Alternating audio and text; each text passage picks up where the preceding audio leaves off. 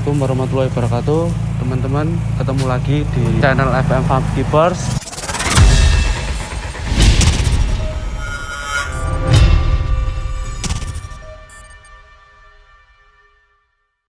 Bersama saya Wildan. Untuk kali ini kita akan berkunjung atau main ke kandang yang katanya pemiliknya ini adalah adik dari Pak Mahmudi yang punya QQ di Bengkulu. Seperti apa perjalanannya dan keseruannya, yuk kita ikuti sama-sama. Dan jangan lupa dukung kami dengan cara subscribe, like, dan tinggalin komen, biar untuk kedepannya channel FM Farm Keepers selalu berkembang dan semakin bagus. Yuk teman-teman, ikuti. Tidak ada hal yang tidak mungkin untuk kita capai untuk meraih impian di masa depan. Seperti merpati yang terbang tinggi di udara untuk meraih mimpi menjadi juara. Ketemu lagi dengan saya Wildan di channel FM Farm Keepers. Kali ini saya sudah berada di Saidan Gondomanan. Saya sekarang bersama adik dari Pak Mahmudi yang di Bengkulu, yang owner dari QQ untuk sekarang. Halo, Om, dengan siapa? Dengan Boy Sugiarto. Om Boy berarti Nicholas saya panggil. Boy Sugiarto. Ya, Ya. Om Boy berarti ya. Kali ini saya akan berbincang-bincang santai dengan Om Boy yang sekarang meminati dunia merpati. Apa kabar Om Boy? Sehat, alhamdulillah. Ya. Untuk kesibukan keseharian seperti apa Om Boy untuk sekarang? Untuk saat ini ya sekarang ini ternak merpati sama ayam. Berarti istilahnya menghibur gitu ya, Ya, betul. menghibur diri gitu ya, karena udah ke jenjang yang sudah umur begitu ya, Iya, Pak. betul. Untuk perjalanan itu sendiri kok bisa menyukai merpati itu sendiri seperti apa Om ceritanya Om? Awalnya dulu saya kan kalau kerja kan di luar ini ya, biasanya di luar pulau, ada di terakhir saya di Palembang, terus saya pulang, tapi beberapa bulan kemudian terjadi pandemi. Oh iya. Nah, terjadi pandemi ternyata berkepanjangan. Setelah itu terjadi pandemi berkepanjangan, otomatis kan semua kegiatan kan terhenti. Iya, terhenti sejenak. Nah, cuma kan tuntutan hidup, tuntutan untuk keperluan anak-anak saya kan nggak bisa terhenti. Iya. Ya toh. Nah, cari pekerjaan tuh di Jogja juga pada saat itu juga susah. Susah karena pandemi juga Om. Ya, akhirnya saya ingat ya, saya punya kakak yang pengusaha Iya. di Bengkulu. Oh, Terus pada saat itu saya memberanikan diri, saya hubungi kakak saya. Pada awalnya terus terang saya juga hanya mau minta, saya telepon ke beliau, intinya saya mau minta pekerjaan ke beliau. Karena kan beliau kan punya beberapa usaha ya. Cuma kakak saya bilang, tanya sama saya, anakmu terus gimana? Ya anak saya di Jogja, cuma berapa gitu. Akhirnya saya tidak diizinkan untuk ke Bengkulu. Ya, karena itu anak-anak sendiri. Iya, saya harus anak saya harus ngurusi anak saya. Terus Pak Mahmud bilang, ya udah, enggak, cuma pada saat itu kan saya bilang sama Pak Mahmud, ya saya harus ada pendapatan untuk anak saya. Saya bilang gitu. Ya udah, kamu kalau ternak mau bisa enggak? Ya kalau ternak saya bisa. Iya.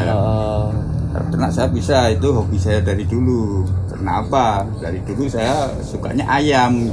Berarti awal mulanya itu Om lebih Ayam. suka ke ayam gitu ya? Iya.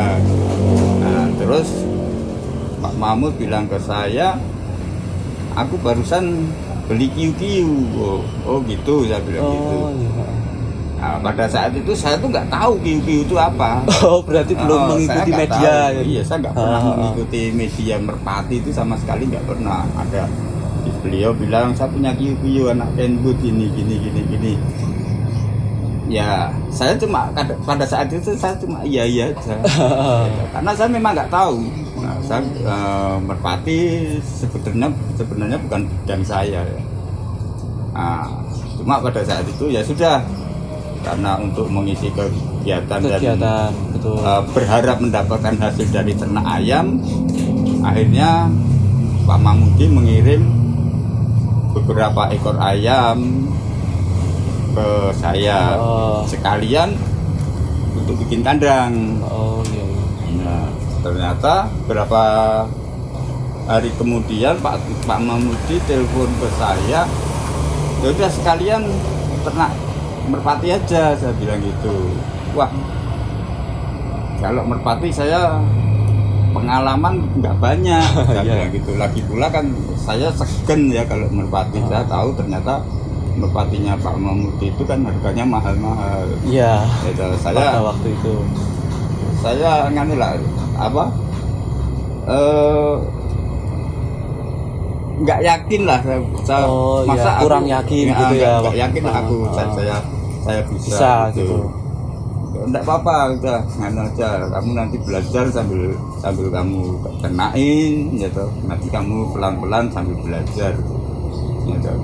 Nah, akhirnya terus dikirim 3 pasang Merpati, 5 ekor ayam jenis plaker. Oh iya. Nah untuk Merpati yang 3 pertama waktu dikirim itu apa aja Om materinya Om? Itu ada 3 ekor yang kiriman langsung dari Bengkulu, itu cucu kiu Kenwood. Oh cucu kiu Kenwood. Terus 3 ekor ya, 3 ekor cucu kiu Kenwood itu. Ada yang Kenwood, truk Kenwoodnya juga. Juga. Itu yang betina. Terus yang ada lagi kiriman dari Pekalongan, dari Mas Agit. Oh Mas Agit ya, mungkin itu penjelasan. Puma. Terus anak Mumbai Pluto, yang satu lagi juga Trakenwood juga. Ya, nah itu. Nah untuk ayamnya sendiri kalau untuk sekarang itu masih tetap ini masih ayamnya jenis plaker. Oh jenis plaker. Ya jenis plaker. Anak Eluko Pacquiao sama Golden anak apa terakhirnya Golden Boy Pacquiao. Oh Golden Boy Pacquiao ya. Nah kalau untuk ternak Merpati sendiri itu udah berapa lama ini Om? Efektif sejak pengiriman pertama sampai hari ini kurang lebih sekitar 1 tahun 2 bulanan ya. Oh 1 tahun 2 bulanan ya, berarti pertengahan pandemi ini tuh ya. Nah Om Boy, mungkin teman-teman juga penasaran sebenarnya siapa sih Om Boy ini dengan Pak Mahmudi sendiri? Iya. Tepatnya saya itu adik sepupu dari Pak Mahmudi. Oh adik sepupu. Ada ibunya beliau itu adalah kakak dari bapak saya. Cuma sebelumnya saya mohon maaf kepada rekan-rekan semua ya. Ketika saya berbicara ada yang bertanya saya tentang masalah Merpati gitu, saya mau tidak mau harus mengatakan harus menggandeng nama Pak Mahmudianto dengan Yudan 99-nya gitu. Itu harus, itu mau tidak mau saya harus mengikut sertakan nama itu. Nah, soalnya tidak mungkin ketika ada seseorang menanyakan kepada saya burung ini materinya dari mana gitu. Saya nggak mungkin menjawab ada deh gitu. Iya. Jadi saya tetap harus menjelaskan runtutannya secara jelas. Gitu. Jadi mohon maaf, saya tidak berusaha untuk menjual nama beliau untuk kepentingan pribadi saya. Tapi karena emang faktanya begitu. Ya, gitu tapi memang faktanya seperti itu dan saya harus menjelaskan secara benar, secara jelas gitu ya Om. Karena emang runtutannya itu seperti itu teman-teman. Jadi semoga teman-teman bisa memahami itu. Jangan istilahnya jangan berpikiran negatif karena Om sendiri mengaitkan nama Pak Mahmudi, karena emang faktanya Om Boy dengan Pak Mahmudi itu masih ada terikat keluarga. Iya betul, itu secara pribadi ya. Terus ketika kaitannya ditanya dengan materi dari mana ya dari beliau. Karena semua indukan saya, semua merpati dan ayam saya semua dari beliau. Dan belajarnya pun untuk materi dari situ gitu ya. Iya, tidak hanya belajar kasarannya, saya terang seluruh permodalan yang ada di kandang saya semua dari beliau. Oh ya, berarti ya emang karena emang keterikatan keluarga ya sewajarnya seperti itu ya Om. Saling istilahnya saling membantu dan saling menutupi lah istilahnya kayak gitu. Nah Om Boy, mungkin teman-teman banyak yang belum mengenal, mungkin banyak teman-teman juga yang belum tahu untuk siapa sih atau latar belakangnya Pak Mahmudi itu seperti apa Om Boy? Mungkin Om Boy bisa jelaskan secara singkat seperti apanya. Begini, ini kadang-kadang apa ya? Ini merupakan sebuah pertanyaan yang apa ya? Bagus juga. Pak Mahmudianto itu awalnya beliau itu juga tidak seperti yang dibayangkan orang. Dulu Pak Mahmudianto remaja juga tinggalnya di kampung ini. Oh, di kampung sini dan juga. Pinggir Kali Code. Jadi Pak Mahmudianto itu wong pinggir kali. Oh, aslinya orang sini juga. Iya. Oh, Mahmudianto itu aslinya wong pinggir Kali Code. Oh, gitu. Kehidupannya tidak seperti yang dibayangkan orang pada saat ini. Itu sangat bertolak belakang. Pak Mahmudianto itu masa remajanya bisa dikatakan ya susah. Iya. Susah Pak Mahmudianto itu latar belakang kehidupannya ketika dia remaja dia tidak serba kekurangan. Dia pernah jualan es. Oh, pernah jualan es juga dulu bersama dengan saudaranya, yaitu almarhum Mas Mudianto, sama adiknya Mbak Yantik. Itu mereka bekerja sama untuk agar bisa bertahan hidup. Dengan berjualan es lilin itu Pak Mahmudianto yang bikin, nanti adiknya yang pasarin sama mamahnya di pasar. Terus jual layang-layang. Oh, sempat jual layang-layang juga. Jual layang-layang nanti dijualin. Terus jualan ikan kecil-kecil itu untuk anak-anak itu. Kalau kuliah naik sepeda. Dia pernah cerita sama saya dulu, aku waktu kuliah dulu pernah waktu ujian saya pernah nggak bisa ngerjain soal, bukan karena nggak bisa jawab soalnya. Tapi pada saat itu ketika dia berangkat sekolah, dulu kan kuliahnya di Atmajaya ya, itu kalau berangkat dia naik sepeda, katanya jam 4:30 dia sudah berangkat, gitu, naik sepeda lah. Pada saat itu hujan katanya. Nah, dia bilang kalau aku ngeyok telat, otomatis telat gitu ya. Akhirnya dia terus sampai di kampus mulai ujian dia nggak bisa ngerjain karena masuk angin. Oh iya. Terus sama dosennya katanya dibawa ke belakang, kasih air teh panas punya Pak Bon, dipinjemin kaosnya Pak Bon.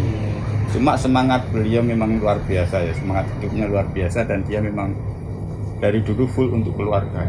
Dia dedikasikan kehidupannya untuk keluarga. Setelah beliau lulus kuliah, langsung dia berangkat ke Bengkulu. Dia pada saat itu cerita dari beliau, dia ditugaskan di tengah hutan ya, untuk membuka hutan. Iya. Akhir perjalanan ya, mungkin dia orangnya itu gemi ya, gemar menabung dia.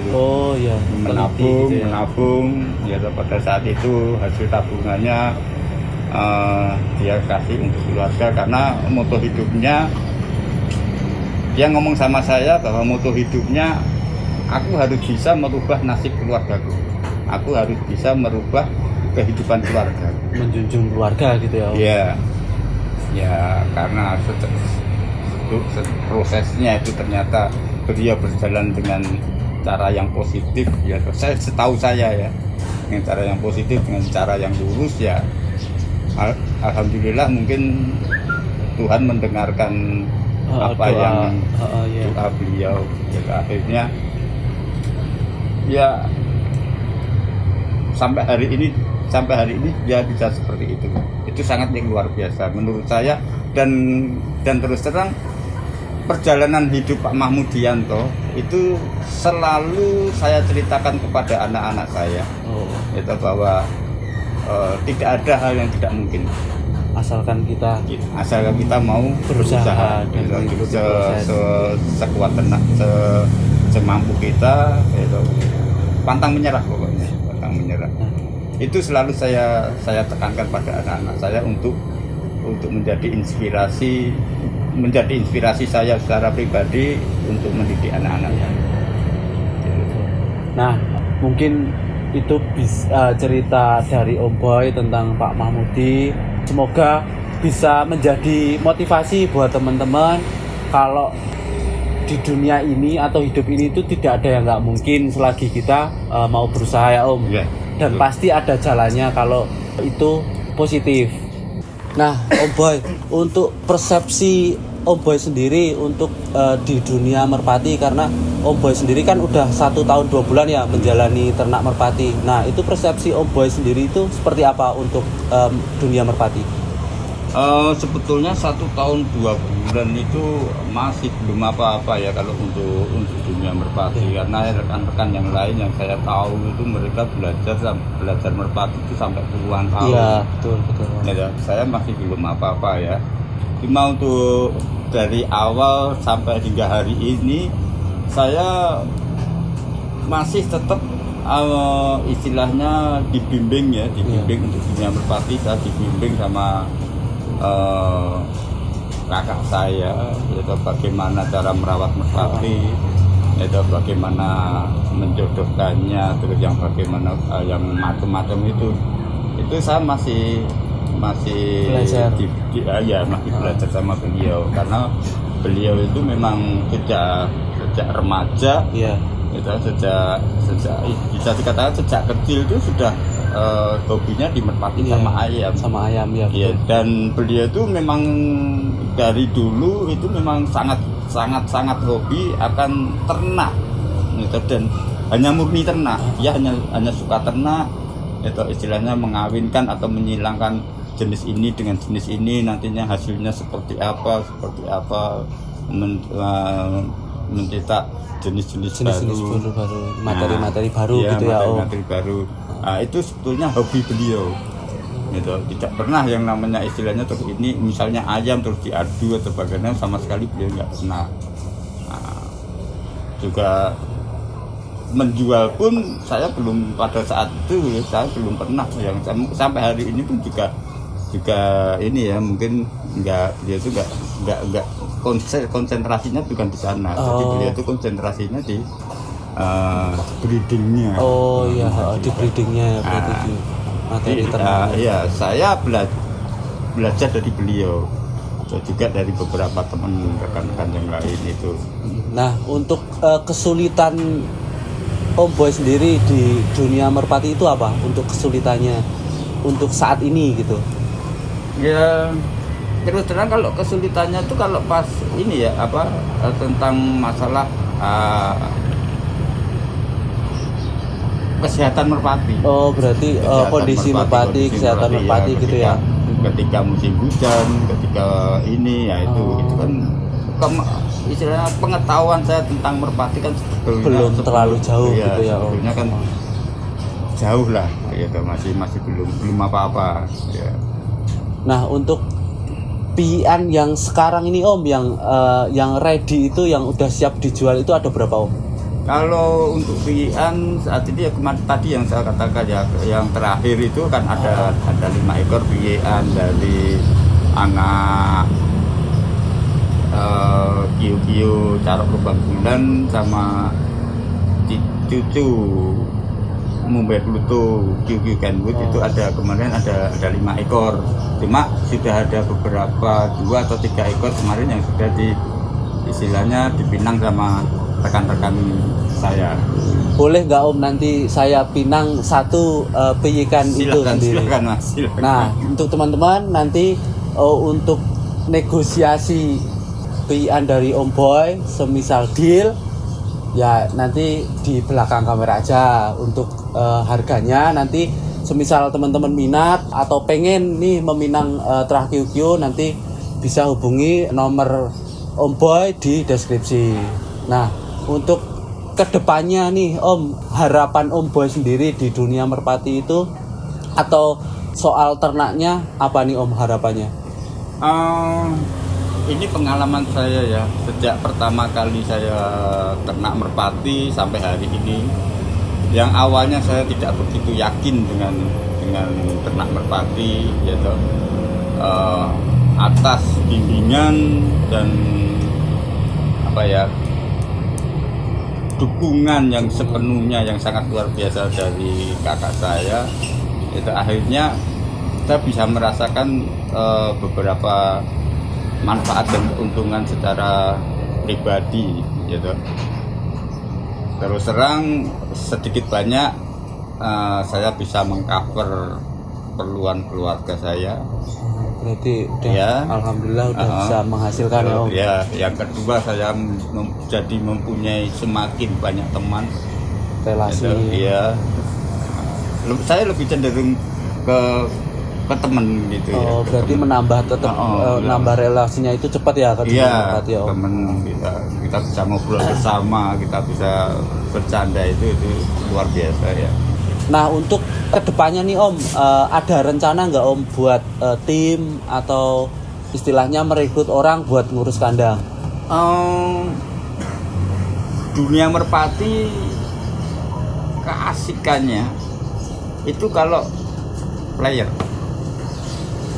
itu saya sering ya lihat ke lapak ya, saya lihat itu asik banget ya mereka bisa mempunyai teman banyak, saling ngobrol, saling bercanda. Terus ketika dia geber itu sambil teriak-teriak itu kan ada keasikan sendiri ada gitu ya Om. keasikan tertentu. Saya pikir wah ini bisa menjadi untuk melampiaskan permasalahan yang namanya manusia kan betul, pasti ada pasti, masalah gitu. Nah, kadang-kadang kan kita perlu pelampiasan. Saya pikir dengan teriak-teriak itu kan bisa los gitu ya Om. bisa los. Karena kadang-kadang saya kalau punya masalah itu saya sering teriak gitu. Saya teriak cuma supaya nggak didengar orang. Saya teriaknya di dalam air. Jadi kepala saya tak masukin ke air terus saya teriak itu.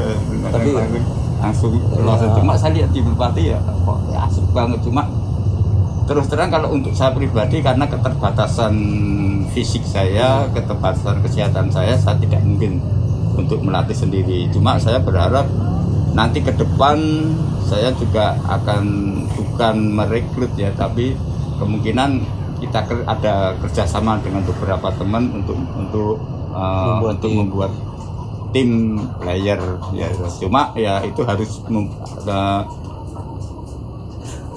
harus mempunyai persiapan yang matang ya, karena yang namanya membuat player itu tidak sederhana ya, prosesnya memerlukan panjang, proses waktu yang panjang dan biaya yang tidak sedikit. Nah itu.